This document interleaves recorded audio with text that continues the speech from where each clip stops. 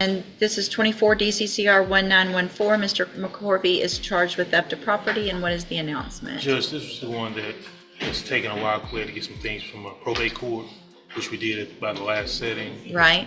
It was reset because we was trying to confirm restitution amount with the complainant. She won't talk with us. I think the issue is Mr. Hoffmeyer is going to try to get with the investigator, see if they can confirm an amount.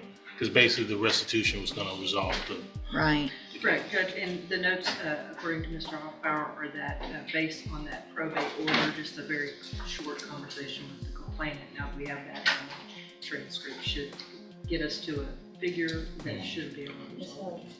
Okay. And I can make sure that... If you would, because that's where I thought we were last time. And so if you'll get with him and make sure Mr. Hoffpower gets on that quickly so that we don't have another reset based on that, please, I will, ma'am. Judge. I'll Thank you. All right, stay in touch with Mr. Lewis and he'll let you know when you need to be back.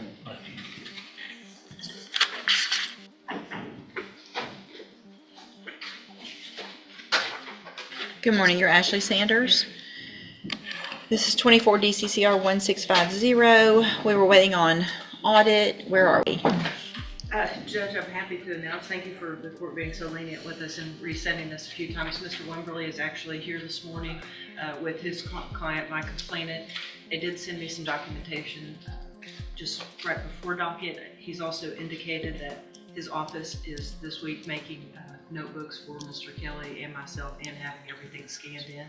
If we may just have one final, now that we have all that information, hopefully we can I can sit down with them, then Mr. Kelly and I can sit down and discuss it and see where we are.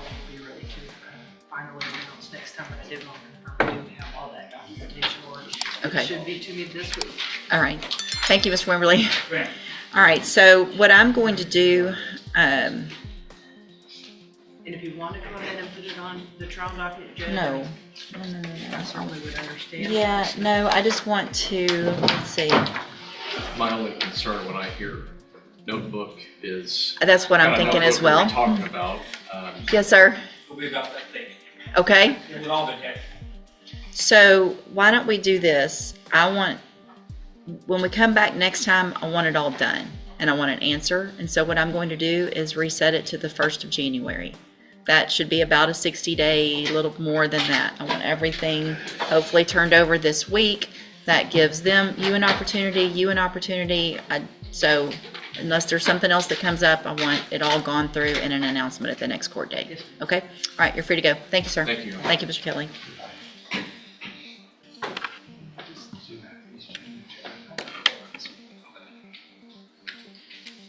Good morning. Are you Ryan Hodge? Yes, ma'am. And Mr. Hodge is charged in cause number 24, DCC. A 60-day reset may sound procedural, but it's really a ticking countdown clock. Everyone now has 2 months to get their evidence straight. In criminal court, time isn't mercy, it's pressure. The next hearing will show who came prepared and who didn't. R 1167.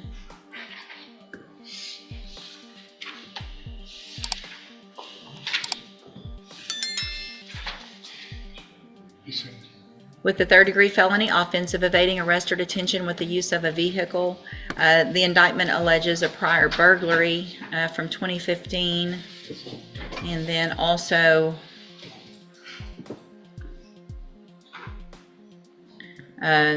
felony of bribing an officer in 2018 and possession of a firearm by a felon in 2018.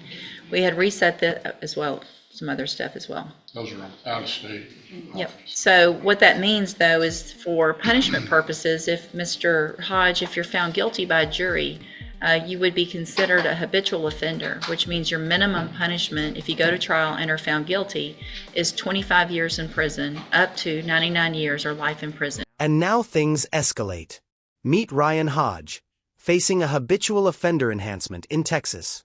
That label changes everything. Minimum 25 years. Maximum life. When the judge reminds him of that, it's not a warning, it's reality. Every single word in this exchange could seal his fate. Do you understand? And we reset this case for you guys to watch the video, and have you had an opportunity to review the video in this case? I've seen it prior, like, version. You've seen the video? I think Yeah, he's I've seen seen it with his prior. Okay, previous so you've attorney. seen the video, and have you talked to Mr. Kimler about it? Answer out loud. Do what, ma'am? You've Have seen, you we've talked about the video. We've talked about it, yes, ma'am. Okay, and I want to make sure, so I have here on the tablet a plea bargain rejection that shows that the district attorney's office has made an offer, if you wanted to enter a plea of guilty, to go on count one only, which is just the offense of evading arrest or detention, not those prior offenses, for a cap of 10 years, which means you would leave your punishment up to me. I can give you 10 years, I can give you less. It would depend on the information that was brought to me at a sentencing hearing. You have every right to reject that and have your case set for trial. I just want to make sure you understand what your possible consequences are and what your options are. And do you understand all of that? And so I'm also making the notation here on that plea bargain rejection that I've admonished you as to what the minimum will be if you're found guilty, which is 25 years in prison. You understand? And you want to reject that and have your case set for trial. He's maintained his innocence. All right. Then I do want to make sure you understand that after today, I will not accept a plea agreement. I'll get your case set on the trial docket. There won't be a plea. We'll let a jury decide, okay? So, for any reason, we can look into it further, the facts and the evidence. Well, that's what a jury's for. And so your attorney has discussed the case with the assistant district attorney. Their position is that it's an evading and they think they can prove that, and that's what we're going to go to trial, okay? That's what a jury's for. All right? Fire on the other. No. All right, ma'am, you're Brianna Clanan. And will your client waive the formal reading of the indictment? She will.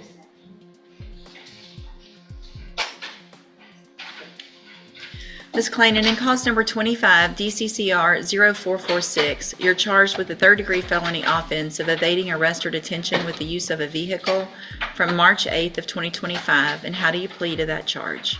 Guilty. Are you pleading guilty freely and voluntarily? And are you pleading guilty because you did what they charged you with? I have here on the tablet some documents that have your signature on them that the state has marked as exhibit number 1. Before you signed these, did you go over them with Mr. Kimler? Do you fully understand them? And do you understand if I follow the agreement that you've made with the district attorney, you will be waiving or giving up any right to appeal? And it looks like the agreement that you've reached is for a 3-year deferred probation. There would be a $250 fine.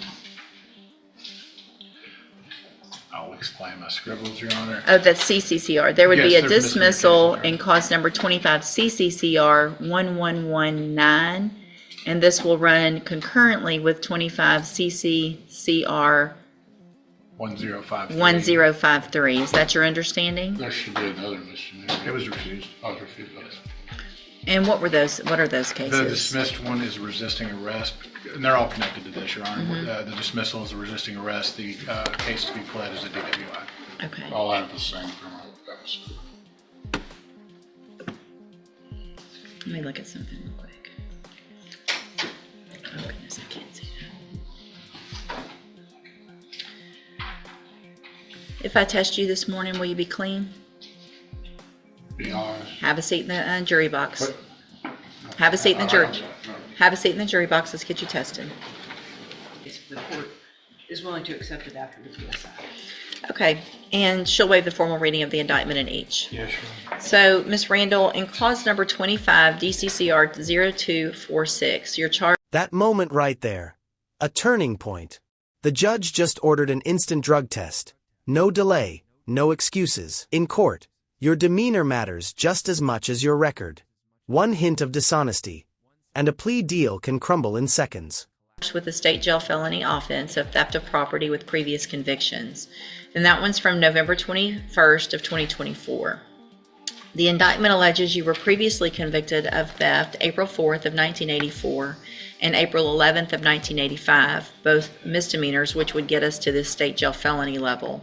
It further alleges that you were convicted of a non-state jail felony offense of theft April 10th of 1989, and then again November 12th of 1991, and then after that was final, October 10th of 1994. And how do you plead to that charge? And are those prior offenses true? or prior convictions, true, excuse me. Are you entering your plea of guilty freely and voluntarily? And did you plead guilty because you actually did what they've charged you with? All right, give me just a second to get this pulled up so I can make that notation. I think that was 1 through 5.